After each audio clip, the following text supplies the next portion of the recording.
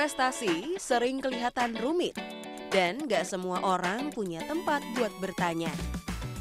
Sampai akhirnya ada teman yang ngajak bareng, belajar bareng, cari tahu bareng, sambil saling menyemangati. Bukan soal siapa yang paling cepat, tapi siapa yang tetap jalan bareng-bareng. Karena waktu dijalani bareng, hal yang dulu bikin takut malah jadi seru. Karena investasi bukan cuma soal uang, tapi soal perjalanan bareng.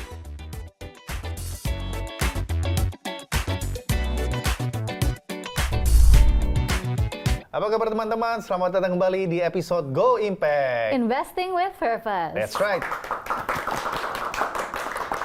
Karena kita invest itu harus punya purpose-nya. Kalau cuma invest saja, kemungkinan akan salah jalur. Itulah salah satu yang akan kita pelajari dari episode hari ini oleh narasumber yang sudah berpuluhan tahun berkecimpung di dunia investasi, termasuk sampai jatuh bangunnya juga. Betul sekali. Jadi beliau nanti akan menyampaikan tips dan triks bagaimana untuk menghindari itu bagi teman-teman yang baru mulai berinvestasi. Nah, berbicara tentang berinvestasi, sebenarnya kita semua pengen ya. Kita pengen Aku sih tentunya ingin cuan. Of course. Nah, tapi kamu siapa namanya? Oh betul sekali. Perkenalkan teman-teman yang belum kenal, nama saya Samantha Susilo. Saya Lusman Yunarto. Kami yang akan memandu Anda di episode-episode Go Impact. Nah, jadi kita lanjutkan. Sebenarnya kalau kita bicara investasi, siapa sih yang nggak mau? Apalagi kalau bisa cuan, apalagi bisa dapat yang namanya financial freedom. Apa tuh financial freedom? Nggak usah kerja kantoran, ya kan? Bisa siang-siang mau ngopi, mungkin okay. bisa. Bukan sekarang udah juga ya? Oh betul sih, di kantor tapi. Di kantor tapi.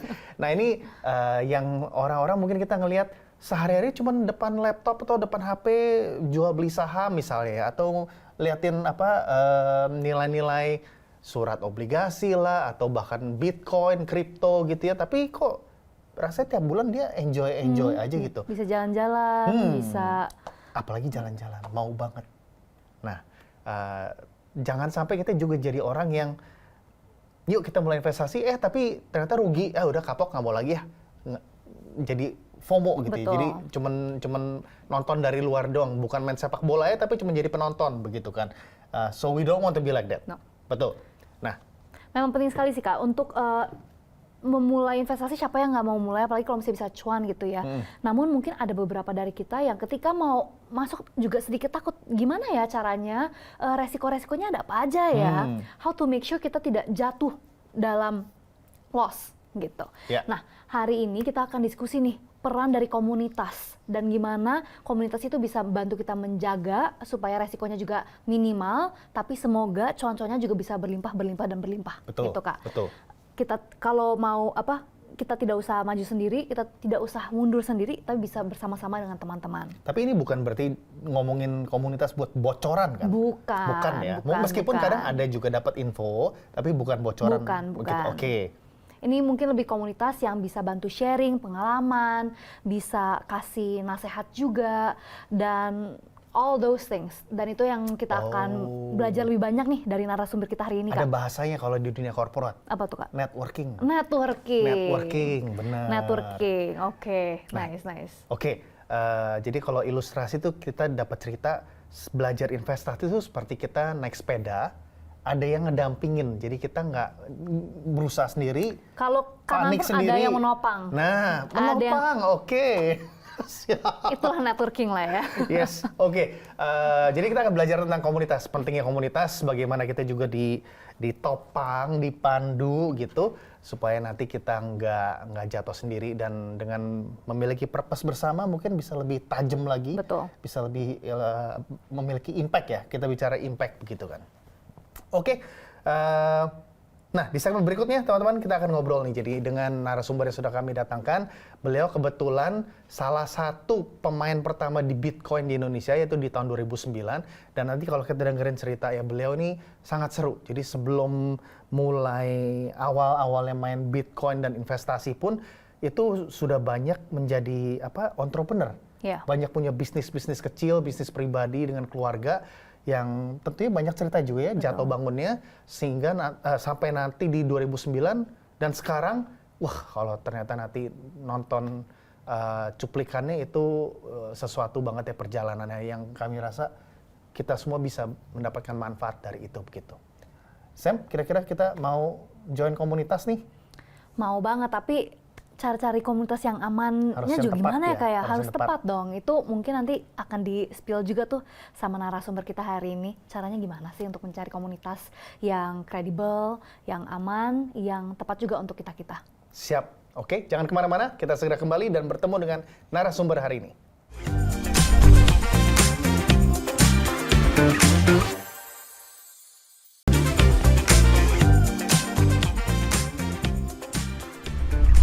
Oke teman-teman, selamat datang kembali di episode Go Impact. Investing with purpose. Investing with Purpose. Baik, seperti bocoran tadi, kali ini episode ini akan membahas tentang pentingnya komunitas dalam berinvestasi. Jadi kita tuh nggak harus sendiri-sendiri terus gitu ya. We don't have to be alone in trying to invest with a purpose sebenarnya. Jadi cari cuannya juga nggak harus sendiri. Kalau cuan juga senangnya nggak sendirian. Betul. Purpose yang bisa didapat juga nggak sendirian. Nah, sekarang ini kita sudah kedatangan satu narasumber, satu tamu spesial buat saya pribadi karena beliau adalah orang yang sangat amazing, rendah hati pula gitu ya. Seorang Bapak Aldi Kusuma, welcome to the show. Welcome, Thank you. Pak. Oke, jadi kita akan ngobrol, kita akan perkenalan dengan Bapak Aldi dan apa yang bisa beliau ceritakan tentang pentingnya komunitas. Pak Aldi, mungkin bisa memperkenalkan diri sedikit? Oh ya, saya Aldi, saya sahabat lama dengan Lusman. Saya udah mulai berinvestasi sejak muda, umur saya mungkin 17-18, saya udah mulai. Saya seorang entrepreneur, pengusaha, saya juga punya beberapa investasi, saham, kripto, dan lain-lain. Saya punya beberapa perusahaan juga. Dan hari ini saya thank you banget diundang ke sini, mudah-mudahan sharing saya bisa bermanfaat. Amin. Makanya penonton harus perhatian ya, jangan ganti-ganti channel nih. Bro Aldi, jadi awalnya mulai berbisnis tadi udah cerita di umur 17 tahun. Ya. Itu kan banyak bisnis-bisnis yang dicoba gitu ya. Ya. Tapi baru mulai kesannya punya komunitas tuh tadi cerita di tahun 2009. Ya, jadi Kapan tuh? kalau mulai bisnis kan pasti dulu itu kita semuanya berikan modal, nggak kayak sekarang gitu ya. Anak muda sekarang bisa bisnis digital, bisa pakai AI, ada YouTuber dan lain-lain. Zaman saya dulu kan belum ada gitu. So, I started with like conventional business. Jadi teman-teman yang teman SMA, teman itu gitu. Nah, sebetulnya mulai berkembang itu tahun 2009 karena itu pertama kalinya ada internet gaming. Jadi kalau dulu tuh iya, lebih di Indonesia ya, di Indonesia gitu. Internet baru mulai bagus, kita bisa mulai main game online. Yang tadinya tuh, soalnya saya suka main game pas dulu masih muda. Tapi terus habis itu 2009 itu tiba-tiba bisa main online. Nah, jadi kita bisa ketemu teman-teman dari internet itu. Akhirnya kita ngomong kopi darat, maksudnya kopdar, ketemu lah gitu. Nah, dari situ terbentuk komunitas yang anak-anak kayak pengusaha-pengusaha muda ya dulu nostalgia banget ya main game Street Fighter lah, main apa zaman-zaman kita muda gitu kan. Ya, dari ngomongin gaming sampai akhirnya ngomongin tentang bisnis, investasi. Nah, itu saya mulai masuknya ke situ tahun 2009 gitu. Nah, itu saya pertama kali juga belajar tentang Bitcoin di sana gitu. Mulai denger lah karena itu mulai diciptakan kan gitu loh. Lahirnya Ya. 2009 Bitcoin ya? Lahirnya 2009, Oke. Bitcoin. Setahu saya 3 Januari 2009. Oh, Langsung tahu Yeah, I think very so. specific. Yeah, I think that's if I'm not wrong. Oke Pak, kalau misalnya dengan komunitas ini Pak, kegiatannya apa Pak di komunitas? What is it that you guys do? Kalau yang komunitas gaming, emang pas itu kita kan mencari-cari ya. Kalau yang sekarang ini, otomatis temennya masih ada temen. Cuman kalau sekarang kan dengan berjalannya waktu dan bisnis yang berkembang, saya juga punya banyak komunitas-komunitas baru lah ya. Orang-orang yang mungkin lebih senior juga, nggak semua lebih senior, tapi mostly saya selalu membiasakan itu kalau di ruangan itu something yang saya bisa belajar lebih gitu. Karena kalau menurut saya investasi yang paling penting itu kan di diri kita ya. Jadi upgrade kita punya kemampuan gitu loh. Bukannya nggak mau mingle sama orang-orang yang nggak punya nggak bisa belajar, nggak juga. Itu mungkin waktunya kita give back. Kita harus juga sharing apa yang kita tahu supaya mereka juga bisa upgrade. Tapi 80% I think of my time I try to be in the room sama orang-orang yang memang saya tahu I think I'm gonna learn something today gitu loh. Jadi ya itu investasi yang paling penting sih. Jadi kalau sekarang ini terbentuknya komunitas ini ya karena dari partner bisnis, dari sesama komunitas yang orang-orang financials, kripto juga ada beberapa, mungkin belum banyak ya. Kalau kripto saya nggak terlalu terkenal sebagai influencer kripto, tapi mereka lebih kenal saya sebagai entrepreneur. Tapi ya kalau kripto cukup merubah hidup saya, my life. It's a new currency ya. It's a new currency, ya. Bagaimana mengubah hidup ya? Tadi Kita pisahin kalau saya tentang kripto, pisahin tentang Bitcoin dan kripto. Bitcoin itu crypto yes, tapi not really menurut saya. Karena Bitcoin is a Bitcoin, crypto is crypto. Gitu. Nah, merubahnya itu somehow it teaches me a lot of things. By learning about Bitcoin itu teaches me a lot of things tentang what's actually happen in financial world. Terus agak susah jelasinnya, tapi gini, kayak bawa aku ke dunia yang berbeda gitu. Jadi contohnya gini deh, nggak pernah terpikir nggak bahwa apa namanya income tax itu baru ada tahun 1913. Orang selalu ngomong kalau nggak ada pajak pendapatan, terus membangun negara pakai uang apa, ya kan? Tapi tahu nggak bahwa income tax itu baru ada tahun 1913? Pernah bertanya nggak kalau gitu sebelum 1913 bangunnya pakai apa, gitu loh? You know, so this kind of thing itu yang Bitcoin ajarkan ke saya, gitu. Dan the more karena saya udah cukup lama di Bitcoin, bukan kripto ya, di Bitcoin saya cukup lama. The more I learn, jadi kayak the more my mind open gitu loh. Apa yang saya mesti lakukan. Dan itu sangat membantu di dunia bisnis saya juga gitu. Dan jangan dipikir kalau, oh berarti ini investor Bitcoin udah lama, uangnya banyak ya pasti ya. Saya nggak pernah jual Bitcoin saya, sampai sekarang. Never sell gitu, saya nggak pernah jual. Padahal kalau dijual, cuannya udah banyak banget ya? Kalau ngomong cuannya pasti lah ya, karena kita udah investor lama lah. Tapi nggak, karena itu tadi, saya tuh juga pertama kali invest ke Bitcoin adalah untuk, wah kalau gue masuk ke Bitcoin, nanti kalau harganya naik, saya untungnya banyak, bisa beli McLaren nih, gitu kan. Ternyata begitu saya masuk ke Bitcoin, oke, I'm not going out, this is my exit, gitu. So it is my exit, gitu. Buat nanti retirement, pensiun. No, the exit from the current system, from the current you know, the fiat system, gitu. So this is the Bitcoin system, this is the fiat system. Jadi begitu saya belajar itu, saya pernah lihat dulu salah satu podcastnya, kalau saya boleh sebut nama, si Timothy Ronald, kalau begitu kamu udah mendalami yang ada kayak 1000 jam di Bitcoin, kamu akan all in. Nah kalau ini amazing sih. Jadi tentunya teman-teman kita harus punya appetite, pengen belajar terus ya. Karena kalau nggak ada keinginan untuk belajar ya nggak akan bisa menerima hal-hal baru gitu seperti Bitcoin, kripto gitu ya. Nah tapi kalau kita bicara tentang komunitas, Bro Aldi, kira-kira kalau secara komunitas, apa benefitnya dibandingkan kalau kita mempelajari hal-hal baru sendirian? Pastinya kalau dengan komunitas, proses belajar jauh lebih cepat, ya kan? Terus pertanyaan-pertanyaan yang kita mungkin tadinya riset sendiri, sekarang ada yang bisa bantu jawab atau bahkan bisa jawab, gitu. Dan apalagi kalau tadi kamu di ruangan yang sama orang-orang yang tentunya lebih senior, bukan cuma secara material ya, tapi secara pengetahuan, umur, mungkin kedewasaan dan lain-lain lah ya. Itu akan sangat membantu sih. Jadi gitu. Jadi komunitas itu terbentuk tentunya bukan ayo kita bikin komunitas yuk, enggak gitu. Tapi kalau saya lebih kayak oh ketemu si A, ketemu si B, kayaknya si A sama si B bisa dikonekin, kayaknya cocok nih. Yuk kita coba ngomong bareng. You know, all these things yang networking akhirnya gitu. Akhirnya terbentuk lah gitu. Kalau in your experience, Pak Aldi, mungkin ketika kita memang ingin berinvestasi atau teman-teman yang sudah berinvestasi, banyak sekali yang ada FOMO lah, ingin mengikuti ini, ternyata lagi drop langsung keluar. Jadi mungkin lack of discipline ya yang saya bisa lihat ya. Kalau dari Pak Aldi sendiri dengan komunitas Pak Aldi, how do you think that plays a part in you being able to discipline yourself? Jadi supaya disiplin itu tentunya perlu conviction ya. Jadi kalau dengan kita punya komunitas, itu akan sangat bantu kita sebelum bahkan kita invest itu, kita tahu apa yang kita invest gitu. Kita ngomong saham A atau kita koin A lah, kita ngomong kripto, Bitcoin, Ethereum atau apa.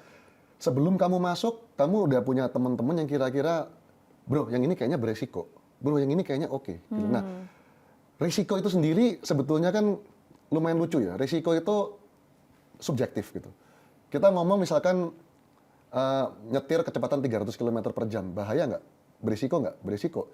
Tapi kalau kamu pembalap F1, itu everyday dia jadi nyetirnya 300 gitu, ngerti kan? Betul. Depends gitu loh. Nah, kalau kamu memang sering berkumpul sama pengemudi-pengemudi F1 dan kamu juga melakukan apa yang dilakukan, akhirnya risiko itu jadi nggak berisiko lagi gitu loh. So it depends gitu. Makanya jadi kalau orang yang FOMO, terus habis itu exit, rugi atau gimana itu tadi mungkin yang tidak dalam komunitas yang benar, lack of conviction juga, ya. Jadi ada banyak hal gitu. Makanya ya jangan sampai seperti itulah ya. Ini salah satu narasumber yang very challenging, very interesting. Jadi teman-teman jangan kemana-mana, jangan ganti channel. Kita akan segera kembali dengan Pak Aldi.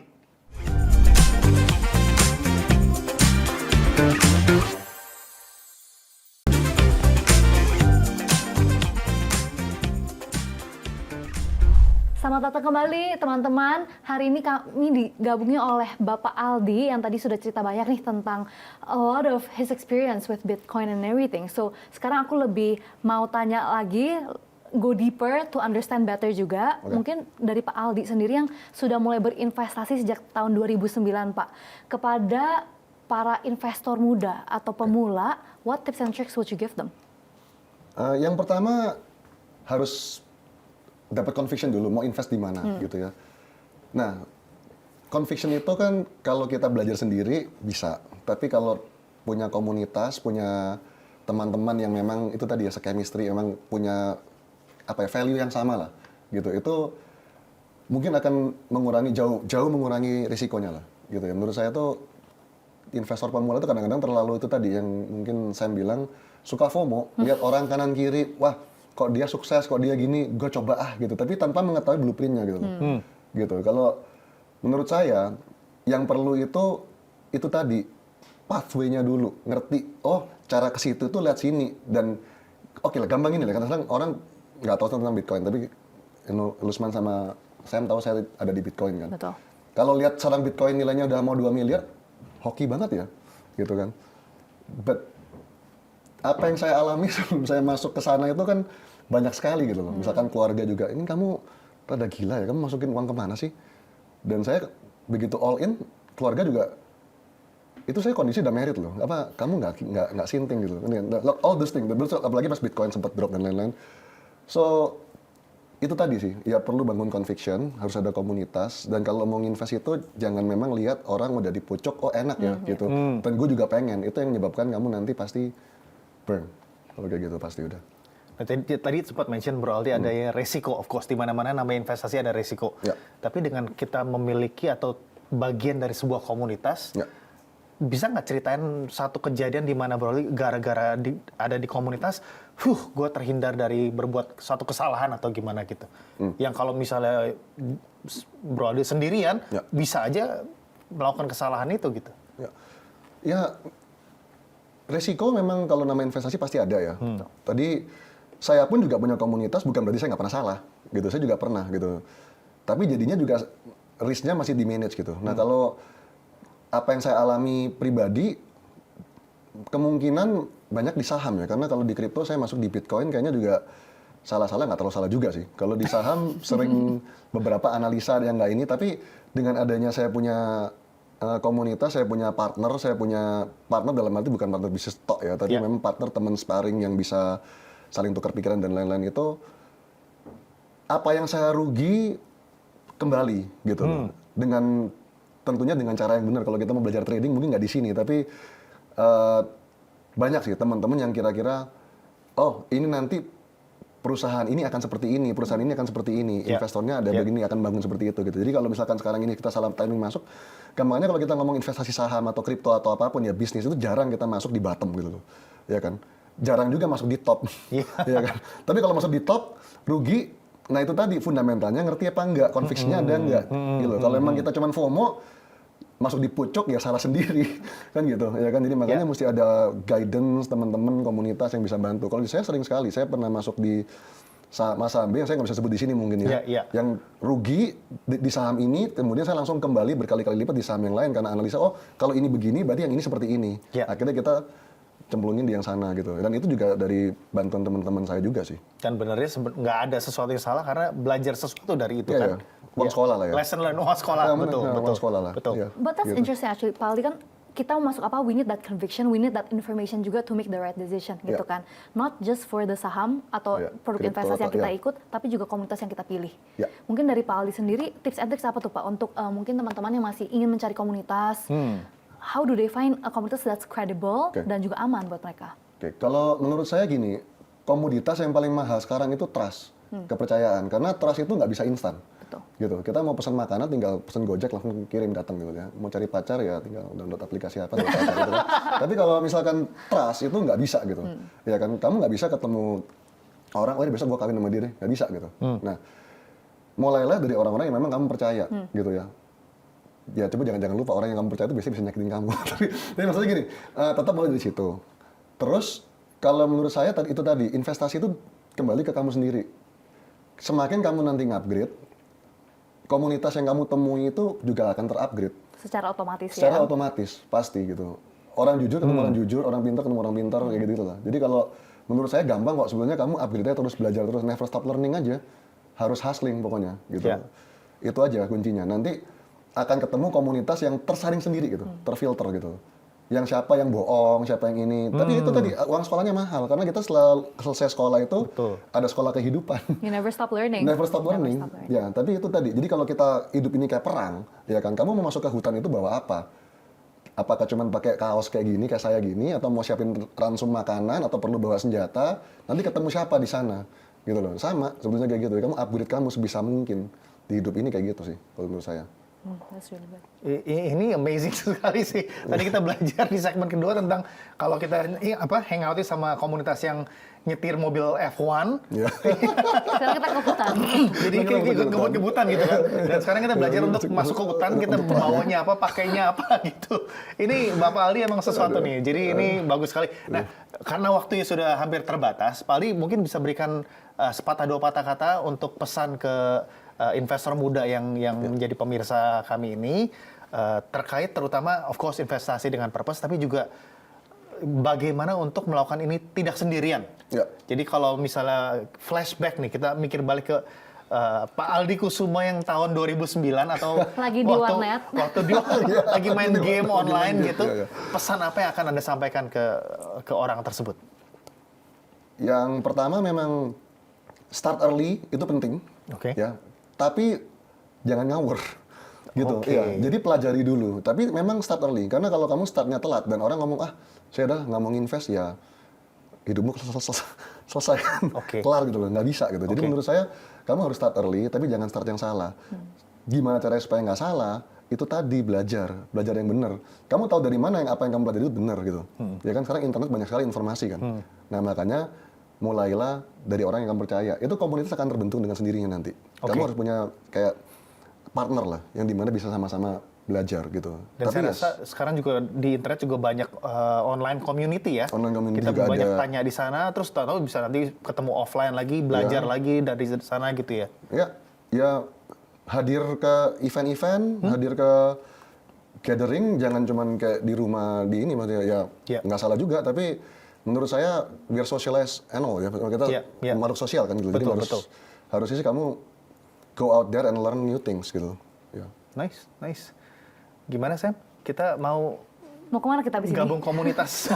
Harus dong. Welcome. Ya. If you will have us. For sure, pasti. I will be happy to have you guys. Good. Terima kasih Bro Aldi, itu ilmu-ilmu yang tadi udah di-sharekan teman-teman. Sangat berharga, bahkan buat saya dan Sam pun juga mempelajari sesuatu baru tentang komunitas dan betapa pentingnya supaya kita nggak jalan sendiri, sukses sendiri, jatuh sendiri. Luar biasa. Jadi hari ini kami sangat berterima kasih atas kehadiran Pak Aldi Kusuma di studio. Thank you Pak Aldi. Thank you. Thank you for supporting Go Impact Investing with Purpose. Dan kita akan ketemu lagi di acara berikutnya ya, pasti ya. Oke, for Sip. sure. Thank you. Teman-teman, jangan kemana-mana, pasti nanti kita episode berikutnya akan mendatangkan narasumber yang tidak kalah menarik, membawakan ilmu yang sangat penting juga dan sangat valuable, berharga seperti oleh Bro Aldi ini. Dan kita akan melanjutkan diskusi kita. Sampai ketemu di episode berikut.